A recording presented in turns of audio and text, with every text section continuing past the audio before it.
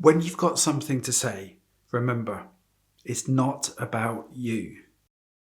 To learn how to better write, communicate, edit and design content, like this video, subscribe to the channel and hit the notification bell.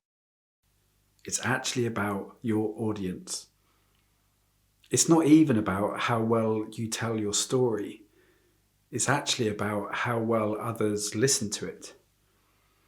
Because you may have done the greatest thing and are able to tell it in the most amazing way.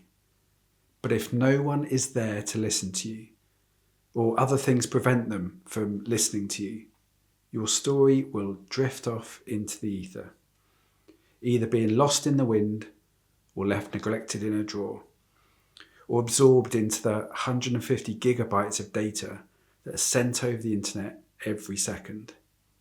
It sounds harsh, but how many times have you crafted and published a piece of content, that elegant email, a witty social media post, or a deeply analytical report, for example, to realise that no one appeared to listen to a word, that you failed to get anyone's attention?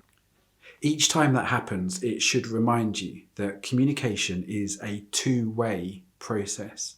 It requires you, the sender, to formulate and send a message, ideally in the hope of engaging and influencing somebody else, to inform them, to impress them, to educate them, or to encourage them to take an action. But it also requires someone to be there to receive your message, to be present to hear you, to actually listen to your words, and to read or view your work. And that person or persons, that audience, should always be at the forefront of your mind. You should be considering them before you even begin crafting your content. So fundamental should the focus be on the receiver of the message. We have a module devoted to audiences, about where you can find them, how to engage them, and what they may expect. You should always be open to feedback from your audience. You should be ready to correct yourself if others report factual errors in your content, or adjust your style of communication if it's antagonizing your audience. Your goal is to convince your audience of something.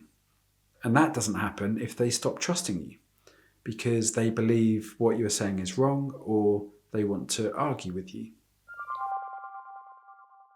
As well as requiring an audience, to be successful, communication must also be accessible. So firstly, the language you use and how you edit yourself to communicate more simply, concisely, and accurately. Because if your audience can't understand you, your efforts to share your story will fail.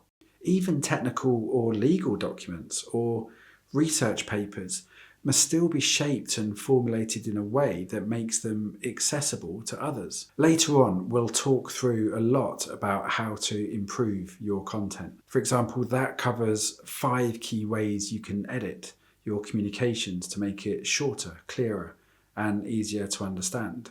We'll also discuss how accessible content is also well-designed content, about how your content shouldn't appear cluttered or badly formatted or badly arranged. You should be careful to publish your content onto a platform that your intended audience can actually access. For example, there's little point in posting your content to a social media platform that the people you're trying to reach don't frequent. There's also little point in sending a lovingly crafted important report as a file attached to an email if you hadn't realised that your audience's email servers won't accept it. The file may be too big or the wrong format.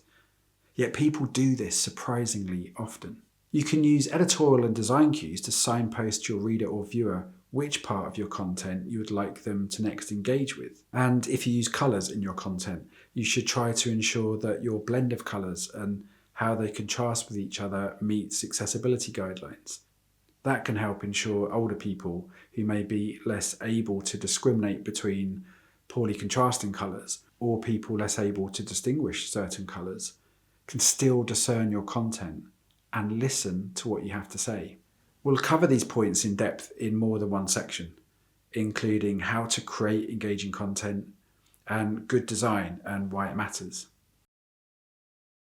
And that leads us to another key communication principle. As well as focusing on your audience and ensuring your message is accessible to them, you need to work to make it engaging. So you should produce content intentionally crafted to impact others, to get and hold their attention and excite them in some way. If you're not willing to do this, don't be surprised if your audience isn't willing to listen to what you have to say. These are basic concepts, but ones that many people routinely forget, especially when writing documents or publishing to the internet.